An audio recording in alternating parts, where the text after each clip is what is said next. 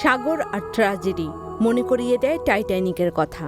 ১৯১২ সালে সাগরে পাড়ি জমানো বিলাসবহুল জাহাজটির স্মৃতি আজও গেঁথে আছে মানুষের মনে। তবে এবার ইতিহাস তৈরি করতে যাচ্ছে টাইটানিকের চেয়ে ৫ গুণ বড় হারমোনি অব দ্য সিজ। বিশ্বের সবচেয়ে বড় জাহাজ হিসেবে প্রথমবারের মতো দিচ্ছে সাগর পাড়ি। ফ্রান্স থেকে যুক্তরাজ্যের উদ্দেশ্যে শুরু হয়েছে এর যাত্রা। ১০,০০০-এরও বেশি মানুষ জড়ো হয়েছিল জাহাজটিকে বিদায় জানাতে।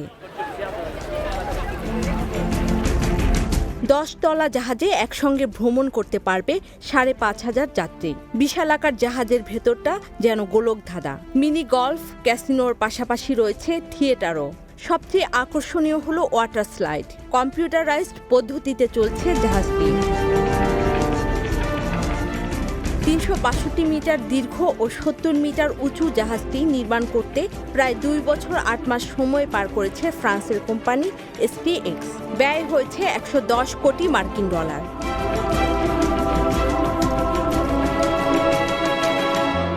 আর কোনো ট্র্যাজেডি নয়, হারমোনি অব দ্য সিজের সফল সমুদ্র অভিযানের দিকে তাকিয়ে বিশ্ববাসী।